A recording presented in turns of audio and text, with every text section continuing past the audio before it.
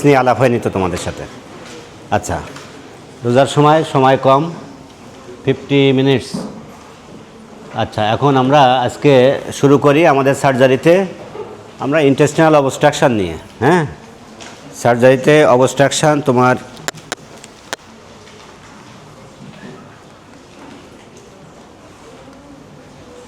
দেখো, আমাদের শেষে আমরা কি কি জানতে পারবো আজকের এই লেকচারের পরে। Define intestinal obstruction, classify types of intestinal obstruction, understand the etiology and pathophysiology of intestinal obstruction, identify the clinical features and diagnostic methods, and discuss the management plan for different types and recognize the complication and emergency situation.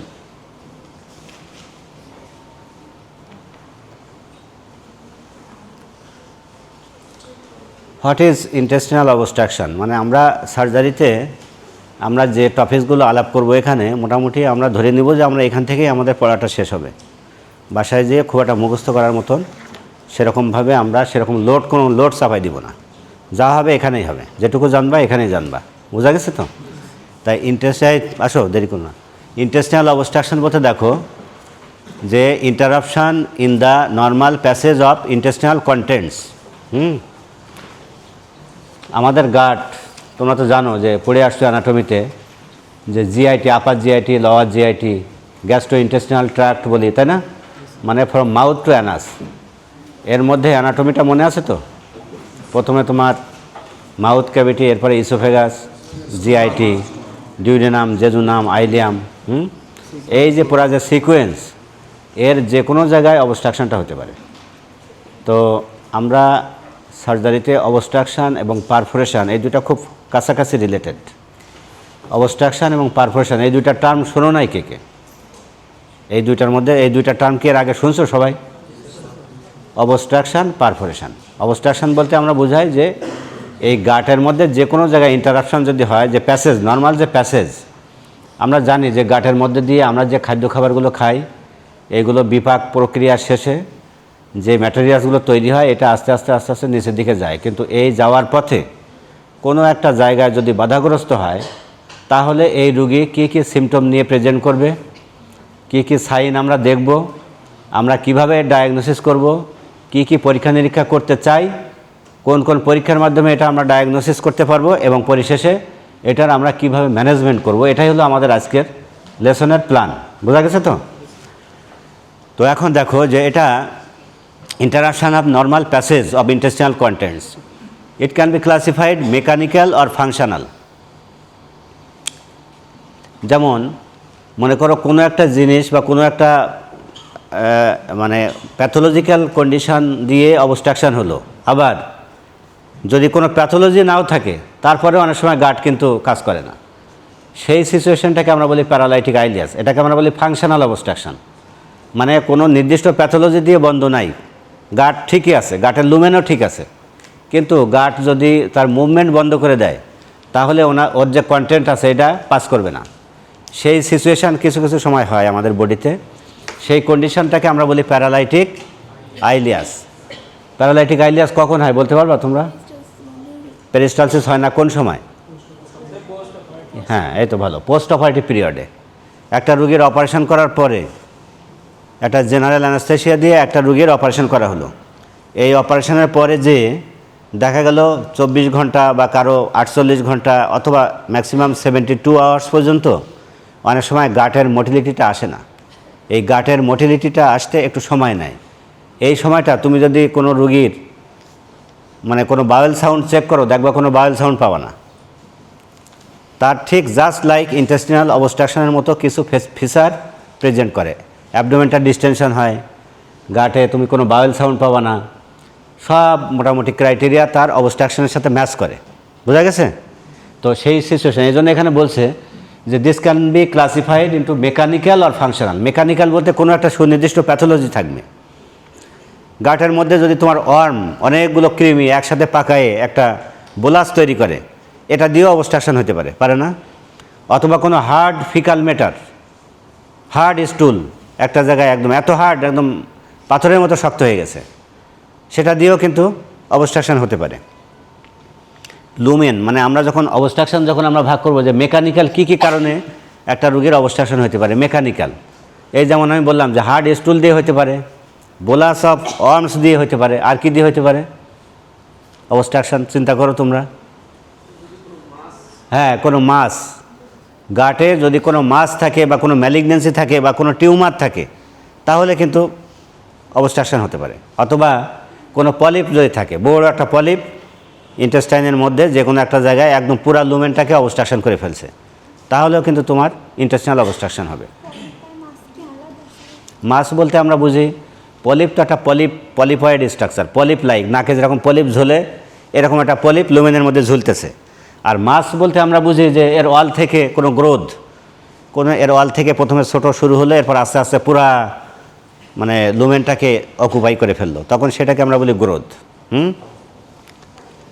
তো আমরা এই একটা কথা তো বুঝলাম যে এই mechanical জিনিসটা বলতে কী বুঝি আর ফাংশনাল বলতে কী বুঝি। হ্যাঁ, ফাংশনালটা হলো কোনো প্যাথোলজি, কোনো সুনির্দিষ্ট কোনো মানে মেকানিক্যাল কোনো জিনিস যখন থাকবে না কিন্তু অবস্ট্রাকশনের ফিচার পাবো, তখন আমরা সেটাকে বলি ফাংশনাল। দেখো আমরা এই কিভাবে ক্লাসিফাই করি এটা আমরা দেখো, যদি আমরা অ্যানাটমি বেসড অন অ্যানাটমিতে আমরা এটা ক্লাসিফাই করি তাহলে small bowel obstruction, large bowel obstruction, তাই না? স্মল বাওয়েলে অবস্ট্রাকশন হতে পারে অথবা লার্জ বাওয়েলে হতে পারে। আর যদি তুমি বেসড অন নেচার দিয়ে যদি তুমি এটাকে ক্লাসিফাই করো তাহলে দেখো মেকানিক্যাল মানে যে ফিজিক্যাল ব্লকেজ, আর ফাংশনাল বলতে বলি আমরা নো ফিজিক্যাল ব্লকেজ, যেমন আইলিয়াস, প্যারালাইটিক আইলিয়াস আর কি।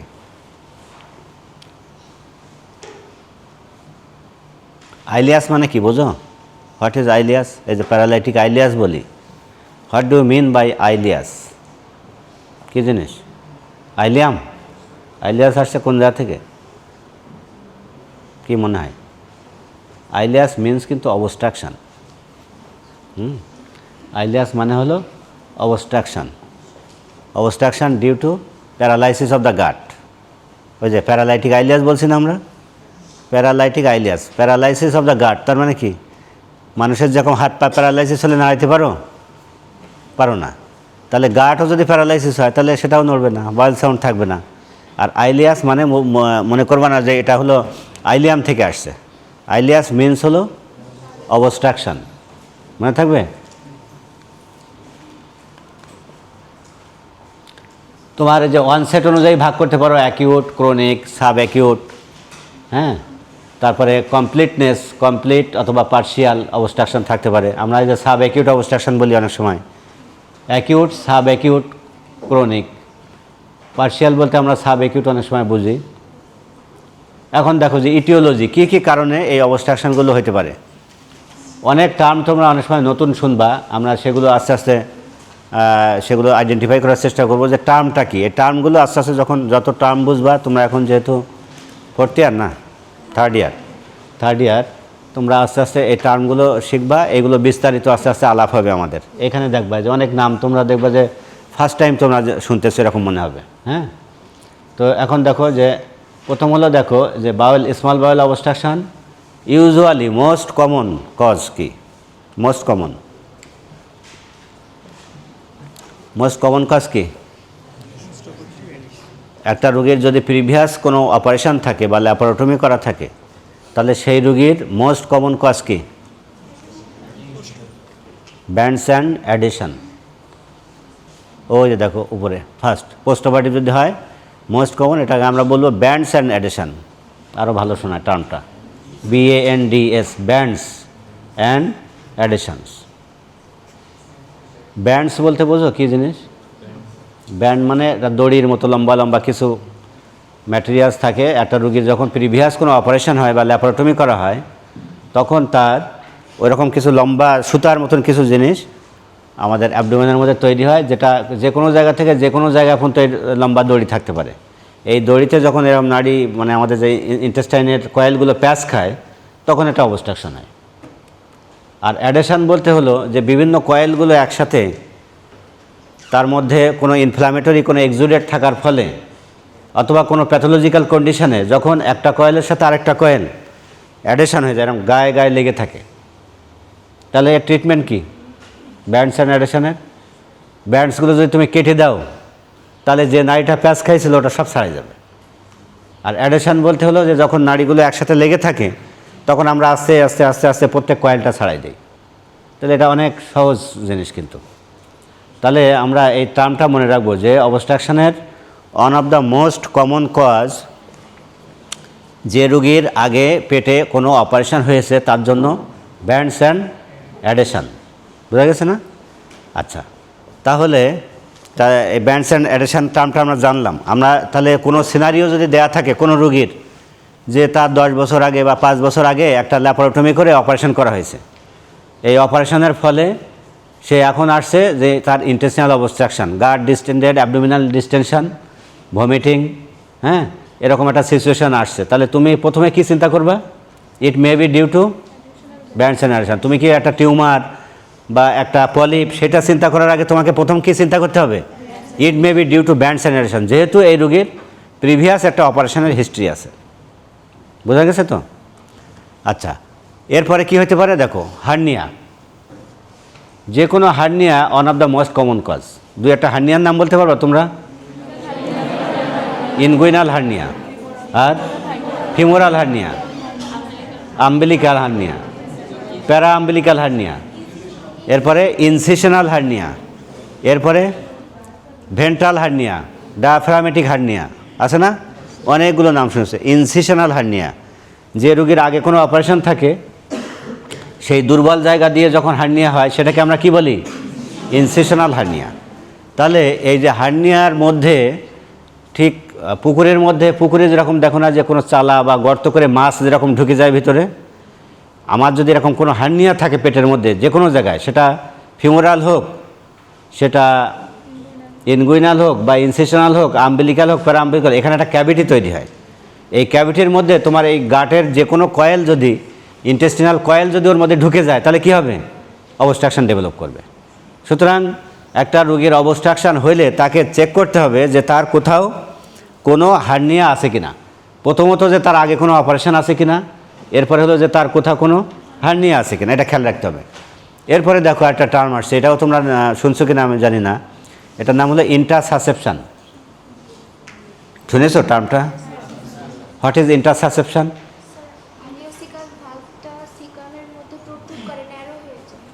অলায়ের যে আইলোসিকাল হবে এমন কোনো কথা নাই। হ্যাঁ, আইলিয়াল হতে পারে, কলিক হতে পারে, কলিক হতে পারে। আইলিয়ামের মধ্যে ঢুকে গেল তাহলে কি? আইলিয়াল। আইলিয়াম কোলনের মধ্যে বা সিকামের মধ্যে ঢুকে গেল তাহলে কি? কলিক। আর কোলন, যে কোনো একটা কোলন, মানে হয়তো সেটা অ্যাসেন্ডিং কোলন, ডিসেন্ডিং কোলন বা সিগময়েড, ডিসেন্ডিং কোলন সিগময়েডের মধ্যে ঢুকে গেল, কি হবে? কলিক ইন্টারসাসেপশন। ইন্টারসাসেপশন হলো একটা গাঁট আর একটা গাঁটের মধ্যে ঢুকে যাওয়া, সহজ কথায়। বোঝা গেছে? যে কোনো একটা গাঁট আর একটা গাঁটের মধ্যে ঢুকে যাবে। কেন ঢুকে যায়? তার প্রক্সিমাল গাঁটটা যদি ন্যারো থাকে আর ডিস্টাল গাঁটটা যদি বেশি মোটা থাকে তাহলে ন্যারো জিনিসটাকে সহজেই ইনগাল্ফ করা সহজ হয় না, এবং যদি কোনো প্রেশার এজেন্ট থাকে উপরে তাহলে তো আরও মানে সহজ জিনিসটা ঢুকে যাওয়া। এই ইন্টারসাসেপশন মোস্ট কমন বাচ্চাদের কোন এজে হয় জানো? ইন্টারসাসেপশনটা, যেহেতু আমরা এই টার্মটা এখানে আসছে, এটা একটু দুই একটা কথা বলা উচিত। ইন্টারসাসেপশনটা হলো একটা গাঁট আরেকটার মধ্যে ঢুকে যায় কোন বয়সে? বাচ্চাদের একটা এজ আছে, উইনিং পিরিয়ড, নাম শুনেছ? উইনিং পিরিয়ড মানে কি? হ্যাঁ, ব্রেস্ট ফিডিং থেকে আস্তে আস্তে যখন একটা বাচ্চা অন্য খাবার খাওয়া শেখে সেটাকে বলি আমরা উইনিং পিরিয়ড। এটা সাধারণত যে 5 মাস 6 মাস পরে বাচ্চারা খাওয়া শেখে। তখন দেখবা যে কেউ দুধ, মানে গরুর দুধ খায়, আবার অনেকে দাদি নানিরা কী করে, ভাত একটু নরম করে হাত দিয়ে করে মুখের মধ্যে দেয়। বাচ্চাটা কি দেখা গেলো ভাতটা খুব আরামে খাচ্ছে। নানি দাদি খুশি হয়ে দেখা গেলো একটা পর একটা এবার এমন খাবার খাওয়াইছে পেটের মধ্যে যে লোড হয়ে এবার কি হলো? ইন্টারসাসেপশন হয়ে গেছে। হয় না? এগুলো কমন হয়। এর কারণটা হলো যে এই বয়সে ইন্টারসাসেপশনের এজটা হলো উইনিং পিরিয়ড। এই পিরিয়ডটা কেন আমরা সবচেয়ে মোস্ট কমন প্রেজেন্টেশনের এজ বলছি? এই কারণে যে এই বাচ্চার একটা সময় মায়ের দুধ খাইতো পুরো 5 মাস বা 6 মাস তো মায়ের দুধই খেয়েছে। এই সময় তার যে স্টুলটা থাকে কেমন, এমন একটা ফ্লুইড টাইপের বা লিকুইড টাইপের। হঠাৎ করে যখন স্টুলের ফর্মটা চেঞ্জ হয়ে যায়, যখন তুমি ভাত দিচ্ছ তার পেটের মধ্যে, যে সে যখন খাচ্ছে, তখন এই স্টুলটা চেঞ্জ হবে from liquid to semi solid বা সলিড। এই একটা ফ্যাক্টর। তখন এই যে খাবারটা হজম হয়ে আস্তে আস্তে ডিউডিনাম, জেজুনাম, আইলিয়ামে যখন যাবে, আইলিয়ামের ক্যালিবারটা ন্যারো, এরপরে লার্জ গাট, সিকাম থেকে শুরু করে লার্জ গাট। তাহলে একটা ন্যারো ক্যালিবারের মধ্যে এবার খাবারটা যে কোথায় জমবে, আইলিওসিক্যাল জাংশনের আগে যেয়ে জমবে। স্টুলটা হলো আগের চেয়ে, ফ্লুইডের চেয়ে এখন হলো সেমি সলিড অথবা সলিড। এটা একটা বড় ফ্যাক্টর। আর একটা ফ্যাক্টর আমি বললাম যে ন্যারো ক্যালিবার আর লার্জ ক্যালিবার। আবার হলো আইলিওসিক্যাল জাংশন একটা বাধা। এরপরে হলো আইলিয়ামে প্রচুর লিম্ফ্যাটিক ফলিকল থাকে, এটাকে আমরা কি বলি, পিয়ার্স প্যাসেজ। এই পিয়ার্স প্যাসেজগুলো লিম্ফ্যাটিক হাইপারপ্লাসিয়া হয় ওই সময়। কেন? কারণ এই যে খাবারটা, এই খাবারটাকে আমাদের ইন্টেস্টাইন মনে করে এটা ফরেন বডি। মানে এতদিন ধরে আমি দেখতেছি খাবার স্টুল একরকম, এখন দেখতেছি আরেক রকম। তখন ওই বাচ্চার যে লিম্ফ্যাটিক ফলিকলগুলো, এই পিয়ার্স প্যাসেজ থাকে, এটা মনে করে যে দিস ইজ ফরেন বডি। আর এই ফরেন বডি মনে করলে কি হবে, লিম্ফ্যাটিক হাইপারপ্লাসিয়া আরও বেশি হবে।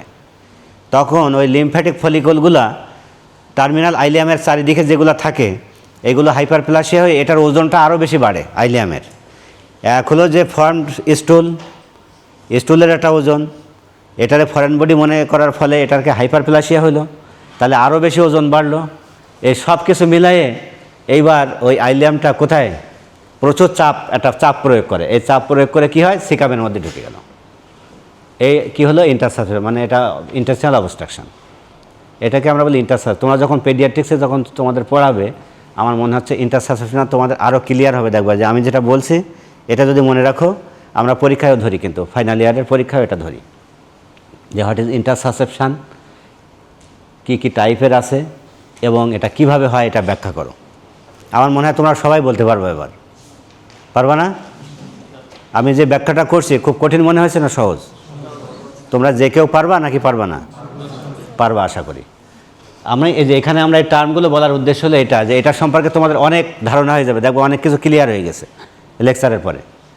এরপরে দেখো ভলভুলাস, নামটা শুনেছো কয়েকজন? হাত তুলো।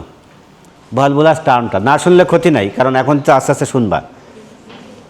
আচ্ছা, তার মানে এবার ভলভুলাস জিনিসটা কি? ভলভুলাস জিনিসটা হলো যে টুইস্টিং অফ দ্য গাট। আমাদের যে গাট আছে, পেটের মধ্যে যে গাট আছে না, এই গাট তো মেসেন্টারি বা মেসোকোলন, সিগময়েড মেসোকোলন আছে না অনেক কিছু। এই মানে এর যে কিছু মানে এই জিনিসগুলো যে সাসপেনশন হয়, ঝুলে থাকে, এ তো একদম ফ্রি না, এর সাথে তো মেসেন্টারি থাকে অথবা মেসোকোলন থাকে। এটা পোস্টেরিয়র অ্যাবডোমিনাল ওয়ালের সাথে লাগানো থাকে, একটা সাপোর্টে থাকে। তো এখানে কিছু ফ্যাক্টরের জন্য বা কিছু প্রিডিসপোজিং ফ্যাক্টরের জন্য আমরা আরও যখন ভলভুলাস পড়াবো তখন ব্যাখ্যা করব। আমি এখন খুব গ্রসলি কিছু কথা বলে যাব। সেটা হলো যে এই ভলভুলাসটা হলো যে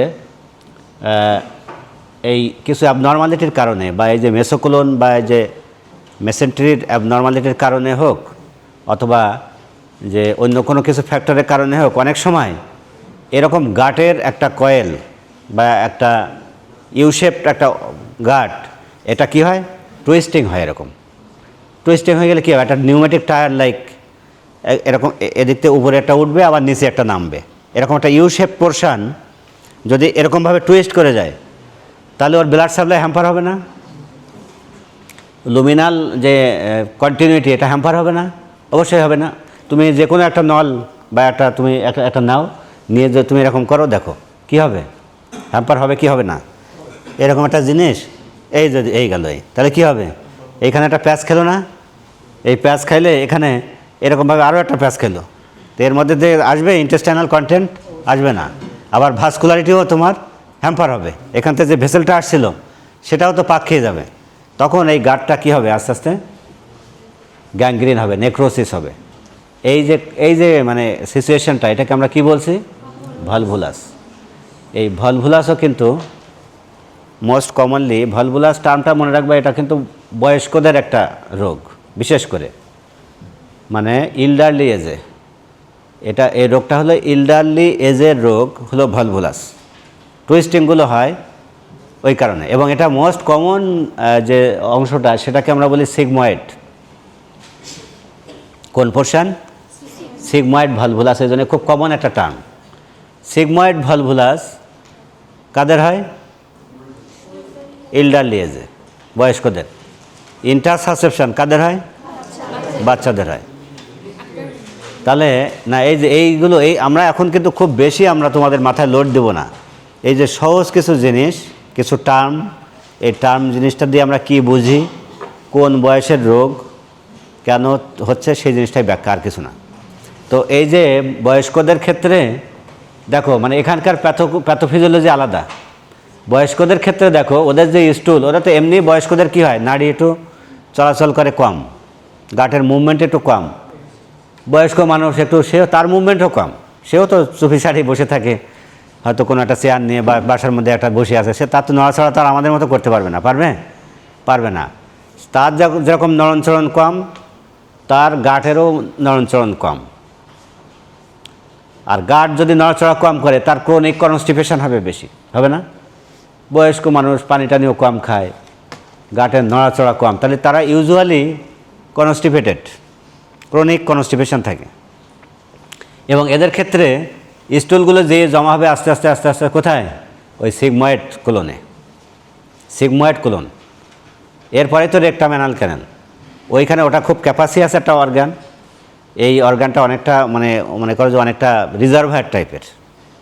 তো এই জিনিসগুলো যে যখন ওখানে জমা হয়, তখন ওই চাপে ও অটোমেটিক্যালি একটা টুইস্টিং হয়ে যায়।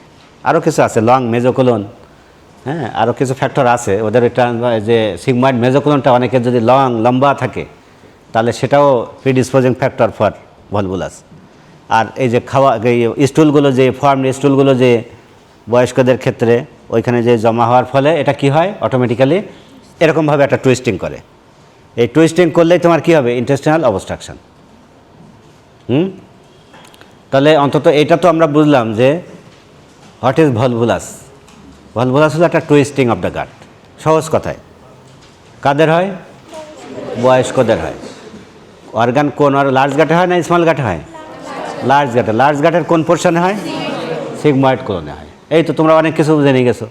এই টার্মগুলোই তো ফিফথ ইয়ার ফাইনাল পরীক্ষায় আমরা তো বের করতে পারি না, তোমাদের মুখে বাড়ি দিয়ে দিয়ে দিয়ে দিয়ে কোথায় হয়, কি হয়, কেন হয়, এইগুলোই আমরা বের করতে পারি না। তার মানে আমরা এই সহজ সহজ জিনিসগুলো আমরা এমনভাবে মনের মধ্যে গেঁথে নেব, সারা জীবনেও যেন এই জিনিসগুলো ভুল না হয়।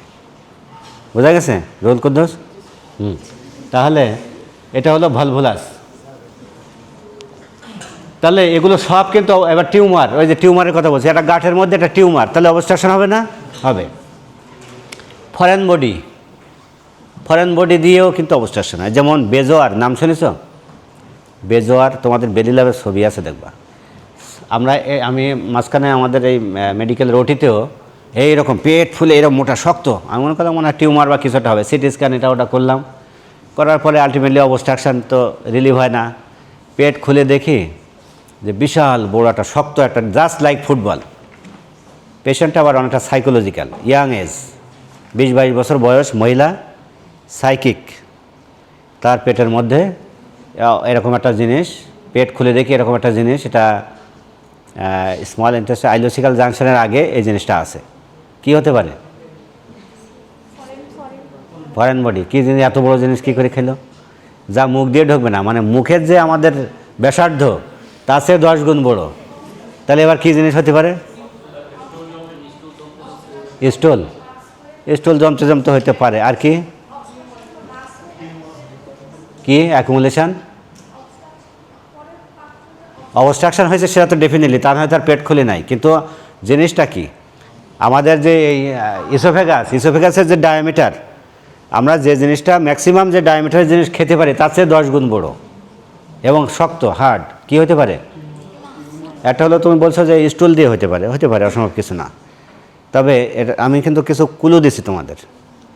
ইয়াং এজের একটা মেয়ে, সে সাইকোলজিক্যাল, আর টার্ম আমি এই জিনিসটা আসছি কিন্তু যখন আমি পড়তেছি ফরেন বডি। আরও আমি তোমাদের বলছি যে বেজোয়ার, বেজোয়ার মানে ফরেন বডি এক টাইপের। এটা ছিল চুল দিয়ে, চুল পুরাটাই চুল, তার মানে ও এরকম চুল ছিঁড়তো আর খাইতো, চুল ছিঁড়তো আর খাইতো। অনেক আছে দেখবা, সাইকোলজিক্যাল অনেক লোকজন আছে, তোমার আশেপাশে খুঁজলে দেখবা চুল খায় সে। হ্যাঁ, এটাকে বলে টাইকো বেজোয়ার। টাইকো বেজোয়ার, টাইকো মানে চুল, চুল দিয়ে এটা বেজোয়ার, মানে এটা ফরেন বডি। আবার অনেকে আছে ফাইটো বেজোয়ার। ফাইটো মানে হলো শাকসবজি, কাঁচা শাকসবজি খায় অনেকে দেখবা, একদম ধামধুম করে গিলে মিলে সবাই এভাবে খাচ্ছে শাকসবজি কাঁচা, অনেকেরই প্রিয় আছে দেখবা। এটাকে বলে ফাইটো বেজোয়ার, মানে ওই তখন ওই যে শাকসবজি খাইছে মানে ভালো করে চাবাইও নাই, শুধু গিলছে আর মুখে দিয়েছে, ওইগুলো এক জায়গায় হয়ে এইরকম একটা বলের মতো তৈরি হয়েছে, হয়ে এটা অবস্ট্রাকশান। তো এই যে এটা বেরিলাভের ছবি দেখবা তোমরা, বেরিলাভ আছে ছবি আজকে যে দেখবা, ওই যে বেজোয়ার দিয়ে দেখবা, ওখানে দেখবা কোন জায়গায় আছে। তাহলে এটাও হইতে পারে, এটা তোমরা মনে রাখো, দিস ইজ অলসো ফ্যাক্ট। আমি বইতে পড়ছিলাম যখন পড়ছি, কিন্তু আমার জীবনে আমি দেখিনি। আমার এই লাইফে এসে, এই অপারেশনের সময় এই সাতক্ষীরা মেডিকেল কলেজে এসে এই ঘটনাটা আমি স্বচক্ষে দেখলাম।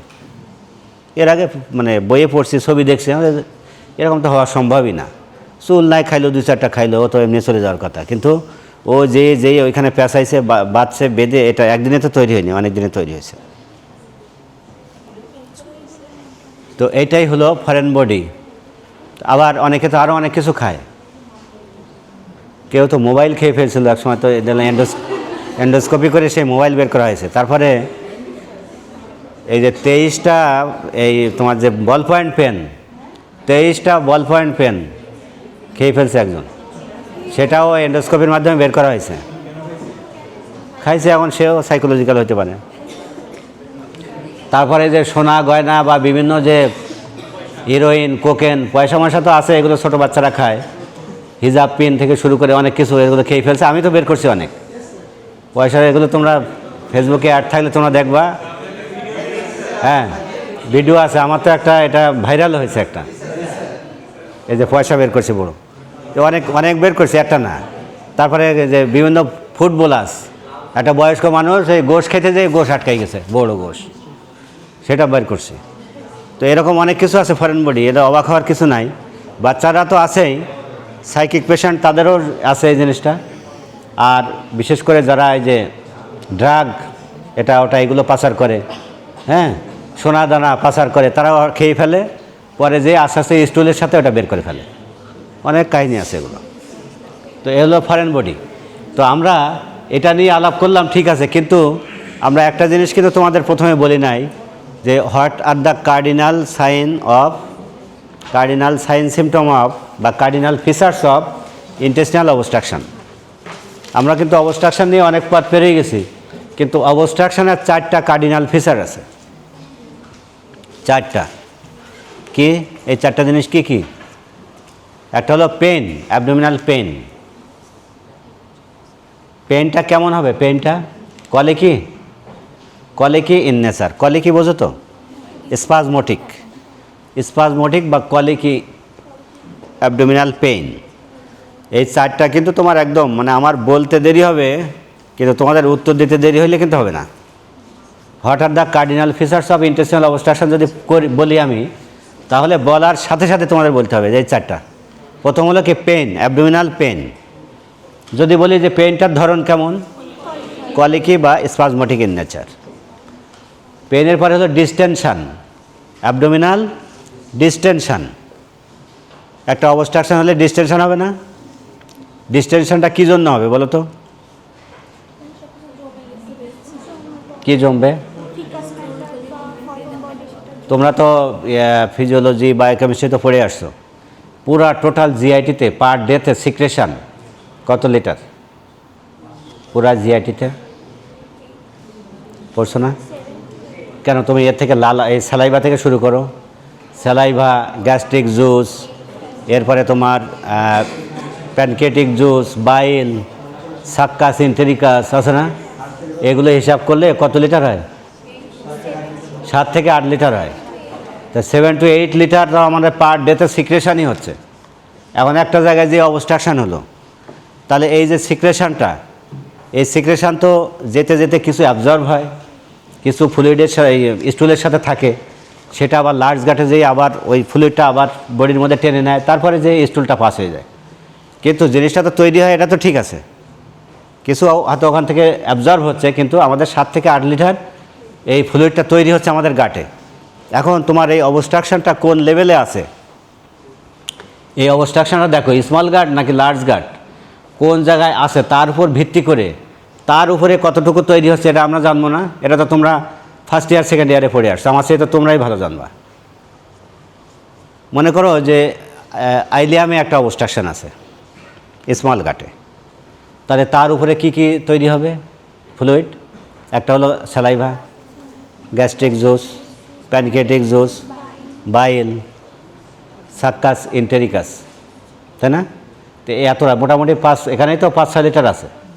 তো এই ফ্লুইড যখন অবস্ট্রাকশন হবে তখন এই রোগীর ডিস্টেনশন হয়ে কী হবে, কিছু বমি হয়ে যাবে না? বমি হবে, সব তার অ্যাবজর্ব হতে পারবে না, তার আগেই ডিস্টেনশন হওয়ার ফলে বমিও হয়ে যায় রোগীর। তাহলে এই যে আমরা যেটা বলছি যে আমরা যে 4টা যে কার্ডিনাল ফিচার বলছিলাম, একটা হলো পেইন, একটা হলো ডিস্টেনশন, এরপরে হলো ভমিটিং,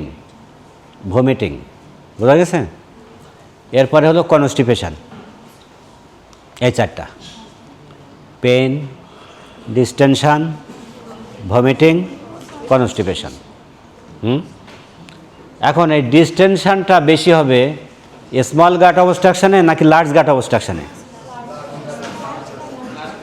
লার্জ গাট, হ্যাঁ, কি মনে হয়? একজনের পেট এইরকম মোটা উঁচু, আর একজনের দেখলাম যে অত উঁচু না, মোটামুটি তাহলে কোন গাট অবস্ট্রাকশন কি ক্লিনিক্যালি কীভাবে বুঝবো? যার বেশি মানে ডিস্টেনশন তার কি লার্জ গাট। কেন? তার উপরে লুমেন বেশি, তাহলে লুমিনাল কন্টেন্ট বেশি, ঠিক না? আচ্ছা, তারপরে এই যে আমরা কথা বলতেছি, আমরা এই বাতাস খাচ্ছি না, অহরহ আমরা বাতাস খাচ্ছি, এই বাতাসটা কোথায় যায়? স্টোমাকে যায়। স্টোমাকের ফান্ডিক গ্যাস, ফান্ডাসে যে গ্যাসটা থাকে এটা হলো আমাদের সলিড এয়ার বেশিরভাগই, আর নিচের দিকে যেটা থাকে সেটা ফুড ম্যাটেরিয়ালস থেকে বিভিন্ন ফার্মেন্টেশন এটা ওটা হয়ে তৈরি হচ্ছে, বোঝা গেছে না? তাহলে এই যে এয়ার তো অলওয়েজ আমাদের গাটের মধ্যে থাকে না, আবার ওখানে তৈরি হয়। এই বাতাসটা যখন নিচের দিক দিয়ে আনাজ দিয়ে যখন বের হতে পারবে না, তখন সেটা কি হবে? ডিস্টেনশন হবে না পেট? তার উপরে আবার এই কন্টেন্ট আছে, বিভিন্ন সিক্রেশনগুলো আছে, এর ফলে তুমি যদি কিছু খেয়ে থাকো সেটা আছে, এই সব মিলাই কিন্তু এই ইন্টেস্টিনাল কন্টেন্টটা জমা হয়ে গাটটা ডিস্টেনশন হয়। বোঝা গেছে আমার কথা? আচ্ছা, তাহলে এই ডিস্টেনশনটা মনে করো গ্যাস্ট্রিক আউটলেট অবস্থান, মানে মনে করো পাইলোরিক স্টেনোসিস নাম শুনেছো, মানে স্টোমাকের তলায় অবস্ট্রাকশনটা হলো, তাহলে তার অ্যাবডোমেন কি বেশি ডিস্টেন্ডেড হবে নাকি ওই একদম রেকটামের ওইখানে একটা অবস্ট্রাকশন? তাহলে অবশ্যই রেকটামের ওইখানে যেটা তার ডিস্টেনশনটা বেশি হবে, ঠিক না? আচ্ছা, তাহলে আমরা এই যে 4টা জিনিস, তাহলে এক কথায় আমরা কি বলি? পেইন, ডিস্টেনশন, ভমিটিং, কনস্টিপেশন, 4টা জিনিস মনে থাকবে। কনস্টিপেশন কাদের কোন অবস্ট্রাকশনে বেশি হবে? স্মল গাট নাকি লার্জ গাট? লার্জ গাট। স্মল গাটে যদি হয় তাহলে ভমিটিং আগে হবে না কনস্টিপেশন আগে হবে? তাহলে এই আমাদের যে গাটের যত উপরে অবস্ট্রাকশন, একটা কথা খেয়াল রেখো, যত উপরের দিকে অবস্ট্রাকশন তত তার ভমিটিং আগে হবে, কনস্টিপেশন পরে হবে। আর যত নিচের দিকে, the more distal the obstruction the more will be the constipation, ঠিক না? আর more will be the distension, যত ডিস্টাল অবস্ট্রাকশন হবে তত বেশি ডিস্টেনশন হবে এবং তত বেশি তার কনস্টিপেশন আগে হবে। আর যত প্রক্সিমাল অবস্ট্রাকশন তত বেশি ভমিটিংটা আগে হবে, কনস্টিপেশন ইউজুয়ালি তার লেস সিমটম এবং ডিস্টেনশনও তার কম হবে। কথাগুলো বোঝা গেছে তো নাকি? কঠিন মনে হচ্ছে না? সহজ? জিনিস সহজ, কিন্তু মাথায় তুমি জিনিসটা চিন্তা করো শুধু। এই কারণে তুমি একটা রোগীর সিমটম, সাইন, রোগীর চেহারা, রোগীর পেট, রোগীর সাইন সিমটম, রোগীর চেহারা, পেট দেখে তুমি কি বলতে পারবা না যে এই রোগীর স্মল গাট নাকি লার্জ গাট, কোনটা অবস্ট্রাকশন? তাহলে ওই কথাটা বোঝা গেছে তো, যার কার বমি আগে হবে। কার হবে বমি? The more proximal the obstruction. Constipation কার বেশি হবে? The more distal the obstruction. এখন মনে করো স্মল বাওয়েল অবস্ট্রাকশন, রোগীর 2-1 পায়খানা হয়েছে, স্টুল পাস করছে, তাহলে কি তার অবস্ট্রাকশন ছাড়াই গেল? তাহলে তার অবস্ট্রাকশনের নিচে যে কন্টেন্ট আছে সেটা বের হয়ে গেছে। তাহলে শুধু যে স্টুল পাস করলেই যে অবস্ট্রাকশন ছাড়াই গেল তা না। বোঝা গেছে? অনেকে হয়তো মনে করে স্যার তো বাথরুমেই গেছে, মানে মহা খুশি। বাথরুম হইলে তো তার অবস্ট্রাকশন রিলিভ হয় নাই। তার যদি অবস্ট্রাকশন উপরে থাকে, তার নিচে যে স্টুল আছে সেটাই পাস হয়েছে, এটা মনে রাখবা। এখন দেখো, এরপরে দেখো লার্জ বাওয়েল অবস্ট্রাকশন। কী কী কারণ আছে লার্জ বাওয়েল অবস্ট্রাকশনের? তো colorectal carcinoma, colorectal cancer large বাওয়েলে। তারপরে ভলভুলাস, হয়ে যে সিগময়েড ভলভুলাস, সিকাল ভলভুলাস,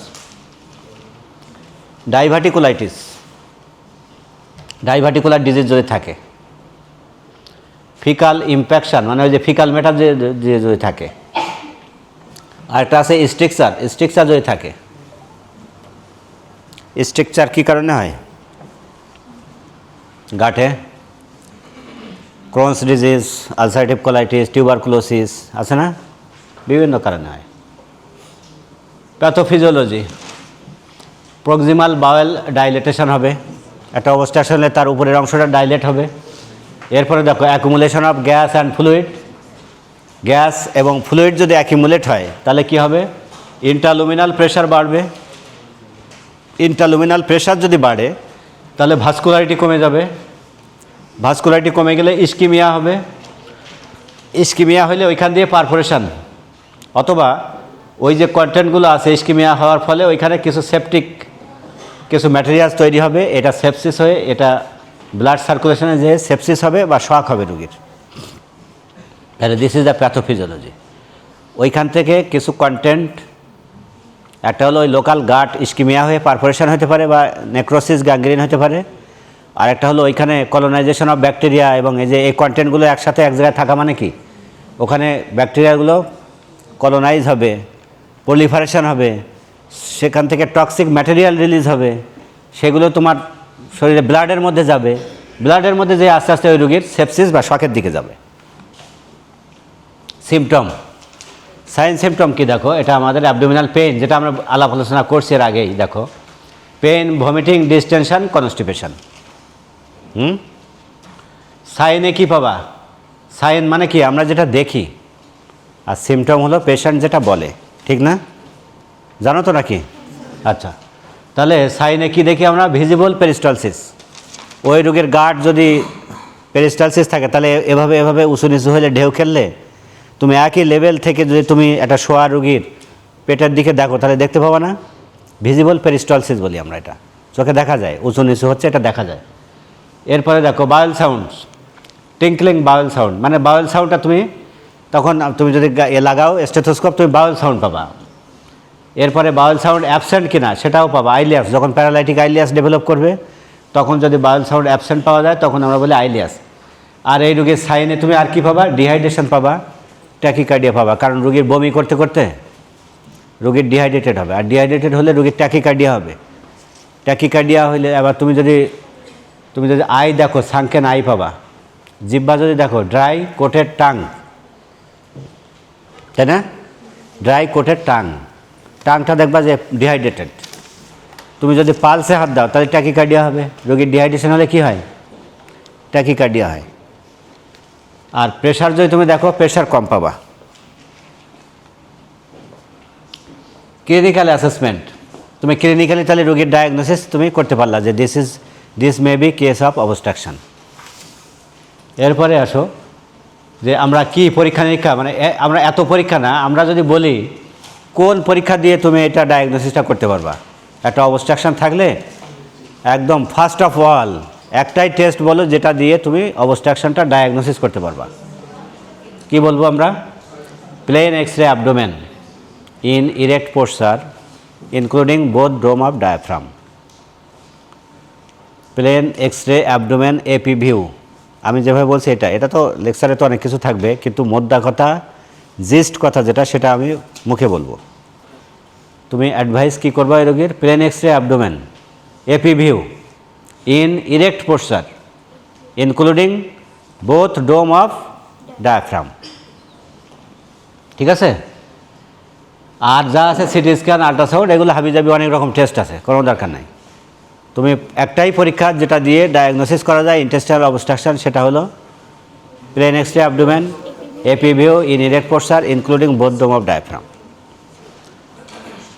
এরপরে আরও অনেক টেস্টও আমরা করি, কারণ রুগীর কন্ডিশান বোঝার জন্য, তার রিসাসিটেশন বোঝার জন্য অনেক রকম টেস্ট আছে, সেগুলো পরে। আমি যদি একটাই কথা বলি যে তুমি একটা অবস্ট্রাকশন ডায়াগনোসিস করার জন্য তুমি কি টেস্ট দিবা, তখন তুমি এটা বলবা। এখানে কি পাই আমরা? ডাইলেটেড লুপ পাবো এবং মাল্টিপল এয়ার ফ্লুইড লেভেল পাবো। এই টার্মগুলো তোমাদের মুখস্থ করতে হবে। মাল্টিপল এয়ার ফ্লুইড লেভেল এবং ডিস্টেন্ডেড গার্ড। এরপরে আমাদের এক্স-রে, তোমাদের এখানে এক্স-রে ভিউ বক্সটা নাই মনে হয় না? ওই পাশে আছে, ওই এক্স-রে দেখাবো আমরা। এরপরের দিন আমরা এক্স-রেগুলো দেখাবো একদম ক্লিনিক্যালি, কীভাবে ডায়াগনোসিস করবা ছবি সহ। হ্যাঁ, এইবার হলো ম্যানেজমেন্ট। ডায়াগনোসিস হয়ে গেল, তখন ম্যানেজমেন্ট কি? আমরা একটা কথা বলি সার্জারিতে, যে কোনো অ্যাকিউট অ্যাবডোমেন, যে নাকে নল শিরায় জল, নাকে নল আর শিরায় জল, তার মানে কি? তুমি নাকে একটা নল দিয়ে ফেলে রাখবা।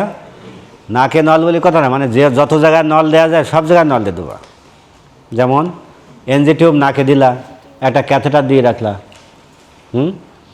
এরপরে মনে করো এই রোগীর শিরায় জল, মানে একটা আইভি ফ্লুইড দিবা। আর আইভি ফ্লুইড দিলে একটা স্যালাইন, একটা অ্যান্টিবায়োটিক, একটা পেইন কিলার, এগুলো তো এমন কঠিন কোনো কাজ না। আমাদের সার্জারিতে চিকিৎসা খুব সহজ, মানে যে রোগী যত কঠিন তার ম্যানেজমেন্ট কিন্তু তত সহজ। তোমরা তো মনে করো মেডিকেল অফিসে প্রথমে যখন ইন্টার্ন ডাক্তার ঢুকবা বা মেডিকেল অফিসার ঢুকবা, তোমাদের কাছ থেকে তো আমরা খুব বেশি আশা করি না। তোমরা অন্তত এই রুগীটার, আমরা তো এমনও দেখি যে এই ওয়ার্ডে যেয়ে দেখি একটা রুগী, অবস্ট্রাকশনের রুগী, 24 ঘন্টা তার নাকে কোনো নল নেই, ফ্লুইড হয়তো আছে একটা, তার একটা ক্যাথেটার দেওয়া নেই। তাহলে এই জিনিসগুলো দিলে তো রুগীর অর্ধেক ভালো হয়ে যায়, 75% রুগীর ভালো হয়ে যায়। একটা রুগী অবস্ট্রাকশনের রুগী, তার কী হয়? ডিহাইড্রেশন হয় না? তাহলে তার যদি ফ্লুইড দাও ঠিক মতো, আর এই যে ডিস্টেনশন, তোমার সে কষ্ট পাচ্ছে, শ্বাস নিতে কষ্ট হচ্ছে, তার নাকে নল দিয়ে যদি আমরা ন্যাজোগ্যাস্ট্রিক সাকশন দিয়ে কন্টেন্টটা বের করে দিই, তাহলে এই রুগী 75% আরাম বোধ করবে সে। এরপর যদি রুগীর একটু দেরিও হয় মেইন ম্যানেজমেন্ট করতে, তাতে কিন্তু অসুবিধা নেই। কিন্তু এই কাজটাই আমরা দেখি দেরি হয় সাধারণত আমাদের। তাহলে এই জিনিসটা মনে রাখতে হবে আমাদের, যে অন্তত একটা রুগী অ্যাকিউট অ্যাবডোমেন বা অবস্ট্রাকশনের রুগীর চিকিৎসা হলো এটাই। এনপিও রাখবো। এনপিও মানে কি? Nothing per oral. এরপর একটা ন্যাজোগ্যাস্ট্রিক দিয়ে তার সাকশান দেব।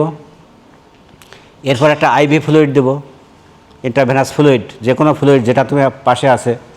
যদি ডায়াবেটিক হয় আলাদা নর্মাল স্যালাইন দিলা, অথবা তার ব্লাড সুগারটা দেখে তারপর কোন ফ্লুইড লাগবে সেটা দিলা। এনি ওয়ান ফ্লুইড যেটা পাশে আছে সেটা দাও। এরপর পরীক্ষা নিরীক্ষা করে সেই অনুযায়ী ব্যবস্থা নিতে হবে, তাই তো? হ্যাঁ। এরপরে তুমি যে সে রুগী শকে আছে কিনা, তার একটা ক্যাথেটার যদি দাও, তাহলে তার ইউরিন আউটপুট আছে কিনা, আসলে সেটা কতটুকু, তার কালার কেমন, অ্যামাউন্ট কেমন, এগুলো দেখে তুমি এটা অ্যাসেস করতে পারবা রুগীর, পারবা না? এই জন্য একটা ক্যাথেটার দেয়া। তাহলে ফ্লুইড দিলা, ক্যাথেটার দিলা, মনিটর ভাইটাল সাইনগুলো তুমি দেখলে, ইউরিন আউটপুট দেখলে। এরপর একটা অ্যাকিউট অ্যাবডোমেন, একটা অ্যান্টিবায়োটিক তো আমরা অন্তত দিতে পারি। আর পেইন কিলার, কী ধরনের পেইন কিলার দিবা? অ্যান্টিস্পাজমোটিক। একটা অবস্ট্রাকশনের রোগী যদি হয়, তাহলে তার সাময়িক পেইন রিলিভ করতে গেলে তোমাকে অ্যান্টিস্পাজমোটিক একটা পেইন কিলার দিতে হবে।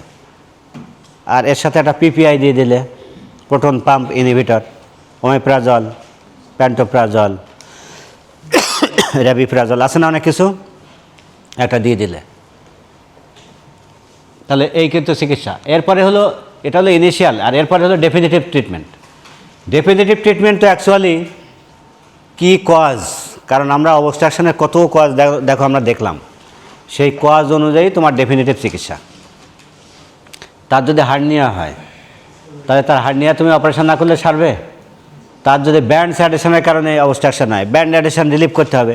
তাহলে হেডিং কিন্তু এই দুটো, একটা ইনিশিয়াল ম্যানেজমেন্ট, এটার আরেক কথায় বলি রিসাসিটেশন। একটা রুগী যখন আসে একটা ডিসঅর্গানাইজ ফিজিওলজি, তার সে ডিহাইড্রেটেড আসে, অ্যানিমিক আসে, শকে রুগী আসে, তার আগে ডিহাইড্রেশন অবস্থায় তার তো সার্জারি করা যাবে না। এই রুগীটার ফিজিওলজিটা মানে তার প্রেশার, তার ডিহাইড্রেশন, এভরিথিং নিয়ার নর্মাল অথবা নর্মালে এনে তারপর তোমাকে সার্জারি করতে হবে।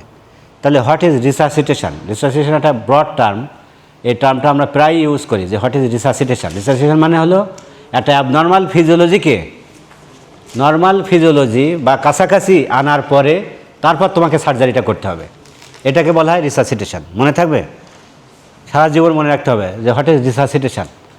রিসাসিটেট মানে এই না যে তুমি ওই রুগীর একেবারে 100% তুমি একদম কিওর করে ফেলবা, সেটা না। সার্জিক্যাল পেশেন্টগুলো আমাদের কাছে আসে একদম আনফিট অবস্থায়, দিনের পর দিন বমি করতেছে, রুগী 3 দিন 4 দিন ধরে দেখা গেলো বাড়িতে অথবা কোনো গ্রাম্য ডাক্তারের কাছে চিকিৎসা হচ্ছে। তাহলে তার ইলেকট্রোলাইট ইমব্যালেন্স থাকতে পারে, পারে না? ইলেকট্রোলাইট ইমব্যালেন্স, সে অ্যানিমিক থাকতে পারে, ডিহাইড্রেশন থাকতে পারে, সে সেপটিক অবস্থায় থাকতে পারে, সেপটিসেমিয়া। এই যে অনেকগুলো প্যারামিটার ঝামেলা আছে, এই ঝামেলাগুলো তুমি যখন নাকে নল দিবা, যখন আইভি ফ্লুইড দিবা, যখন ক্যাথেটার দিবা, তার ফ্লুইড ডেফিসিয়েন্সি কতটুকু আছে সেটা হিসাব করে, তার ইলেকট্রোলাইট ইমব্যালেন্সটা কারেকশান করে, তার যদি ব্লাড লাগে ব্লাড দিতে হবে, তার যদি প্রোটিন শরীরে কম থাকে তার প্রোটিন দিতে হবে, অ্যান্টিবায়োটিক লাগলে অ্যান্টিবায়োটিক দিতে হবে। এই যে দিয়ে তুমি রুগীটারে যে একটু চাঙ্গা করে নিলা, দিস ইজ কল্ড রিসাসিটেশন। এই টার্মটা কিন্তু খুব ইম্পর্ট্যান্ট একটা টার্ম, এবং প্রত্যেকটা রোগের জন্য এক এক রোগের রিসাসিটেশন এক এক রকম। প্রপার রিসাসিটেশন যদি তুমি করো তাহলে কিন্তু এই রোগের তোমার অপারেশনটা ভালো হবে। অপারেশন আমরা একটা জিনিস বলি যে operation is a very small part of outcome of patient, very small part of outcome of patient. Pre operative assessment এবং রিসাসিটেশন এবং post operative management is very crucial for proper outcome of the patient. তুমি অপারেশনের আগে কিছুই করলা না, resuscitation করলা না, কিছু করলা, তুমি শুধু সার্জারি করে দিলা, এই রোগীর ভালো হবে? পোস্ট অপারেটিভ পিরিয়ডেও দেখার কেউ নেই, অপারেশন করে তুমি বাড়ি, রোগীর ভালো রকম ফলো আপ এগুলো ঠিক মতন নাই, যে বেড ডক্টর সেও বোঝে না রোগীটার পোস্ট অপারেটিভ পিরিয়ডে নারিশমেন্টটা ভালো হয় নাই, আর অপারেশনের আগে রিসাসিটেশনটা ভালো হয় নাই। সার্জন তুমি খুব ভালো, সার্জারিটাও করে দিলে খুব সুন্দর, এই রোগীর আউটকাম জিরো হবে। তাহলে এই জন্য প্রি অপারেটিভ অ্যাসেসমেন্ট এবং পোস্ট অপারেটিভ অ্যাসেসমেন্ট, এই দুইটাই পার অপারেটিভ অ্যাসেসমেন্ট তুমি সার্জন ফ্যাক্টর, কিন্তু প্রি অপারেটিভ এবং পোস্ট অপারেটিভ এই দুইটা জিনিস কিন্তু অনেক সময় সার্জন ফিজিক্যালি প্রেজেন্ট থাকে না, তার অ্যাসিস্ট্যান্টরা থাকে। এই যে আমাদের ওয়ার্ডে যে ম্যানেজমেন্টগুলো হয়, তোমরা যে ইন্টার্ন ডক্টররা যে রুগীগুলো ম্যানেজ করো, দিস ইজ প্রি অপারেটিভ। আবার দেখো অপারেশনটা করে আমি যে ওটির দিন দেখলাম কত সুন্দর ল্যাপারোটমি করলাম, ল্যাপারোস্কোপি করলাম, এই করে আমার সাথে আর দেখা হবে? আমি তো যাবো ওই যেদিন রাউন্ড আছে সেদিন, একদিন হয়তো সপ্তাহে গেলাম, কিন্তু বাকি ম্যানেজমেন্ট তো করতেছে আমার সাবঅর্ডিনেট যারা আছে। তাহলে তোমাদেরকে যদি ভালোভাবে এই শিক্ষাটা না দিতে পারি, তোমরা যদি ওয়ার্ডে এই ম্যানেজমেন্টটা ভালো না করতে পারো, তাহলে এই রোগীর আউটকাম তো ভালো হবে না। এই জন্যই কিন্তু আমাদের এত কিছু, যাতে তোমাদের হাতে আমরা নিশ্চিন্তে থাকতে পারি। কারণ আলটিমেটলি আমাদের বয়স হলে তো তোমাদের হাতে আমরা যখন আরও বয়স হয়ে যাবে 15-20 বছর পর, তোমরা তখন এক একজন বড় বড় সার্জন হবা। আমরা অসুস্থ হলে কি করব? আমরা তো যাব তোমাদের কাছে। আর তোমরা হলো ফিউচার জেনারেশন যদি আমরা তৈরি না করতে পারি, তাহলে আমরা কার হাতে যেয়ে মরবো বলো? বিদেশ যাওয়া এগুলো আস্তে আস্তে তো আর সবার পক্ষে সম্ভবও না, সবার ইচ্ছাও না। কেউ তো মনে করে আমি দেশে মরি, ঠিক না? দেশেই মরতে হবে, আসলে সেটাই ভালো, দেশপ্রেম থাকতে হবে। তাহলে তোমাদেরকে যদি আমরা ভালোভাবে তৈরি করতে পারি, এটাই হবে আমাদের বেস্ট আউটকাম। এই জন্য এটা মনে রাখবো, এই তোমাদের ভালো করে ক্লাস নেওয়া, ভালো করে শিক্ষা দেওয়া, তোমাদের এই জিনিসগুলোর উদ্দেশ্যই হলো ফিউচার জেনারেশনটা যাতে আমরা ভালো তৈরি করতে পারি। তাহলে মোটামুটি আমাদের ক্লাস শেষ পর্যায়ে, আমাদের কমপ্লিকেশান হইতে পারে অনেক কিছু। এই দেখো একটা সিনারিও, এই যে সিনারিও, এরকম সিনারিও দিয়েই তোমাদের পরীক্ষায় কোশ্চেন থাকবে। এখানে দেখো একটা scenario, A 65 years old man presents with abdominal distension, colicky pain, vomiting and no stool for 3 days. X-ray shows multiple air fluid level. তাহলে what is your provisional diagnosis, এরকমভাবে কোশ্চেন আসবে পরীক্ষায়। তাহলে ইন্টেস্টিনাল অবস্ট্রাকশন 65 বছর, তাহলে এর কি ইন্টারসাবসেপশন হবে? তাহলে মেবি ভলভুলাস, আমরা তো শিখাইছি পড়ার মধ্যে, তাহলে এটা মেবি ভলভুলাস। আর ইন্টেস্টিনাল অবস্ট্রাকশনের সব ফিচারগুলো আছে, এক্সরেতে ফাইন্ডিংসও আমি বলে দিচ্ছি। তাহলে আর কিছু বলা লাগে এখানে? এত কুলু দেয়া, তারপরে বলতে পারবে না? এরপরে দেখো হোয়াট ইনভেস্টিগেশনস আর নিডেড। তাহলে আমরা এক্সরেতে তো ফ্লুইড লেভেল বলাই আছে, তাহলে তো আমার এক্সরে আর দরকার নাই। তাহলে এরপরে আমার কি কারণে এটা হয়েছে এবং তার বর্তমান রিসার্চিরেট করতে গেলে তার যে যে পরীক্ষাগুলো লাগবে, তার সিবিসি আরবিএসকে 65 বছর, তাহলে তো আমার A to Z সবই করা লাগবে। তার ইকো করা লাগবে, ইসিজি করা লাগবে, তার সেরাম ইলেকট্রোলাইজ করবা, সিবিসি আরবিএস ক্রিয়েটিনিন যা যা আছে সবই করব, ঠিক না? করার পরে এবার how would you manage this patient. তাহলে ফার্স্ট হলো ইনিশিয়াল রিসার্সিটেশন যেটা বলছে ওইটা, এরপরে অ্যাকর্ডিং টু ডায়াগনোসিস, তার যদি ভলভুলাস থাকে তাহলে এই করব, তার যদি গ্রোথ থাকে তাহলে এই করব, তার যদি ফরেন বডি থাকে তাহলে এই করব, তার যদি পলিপ থাকে তাহলে এই করবো। এই যে এইভাবে আস্তে আস্তে ম্যানেজমেন্টটা তোমাকে আলাপ করতে হবে। সুতরাং আজকের আলাপ আলোচনা এ পর্যন্তই। সবাইকে ধন্যবাদ।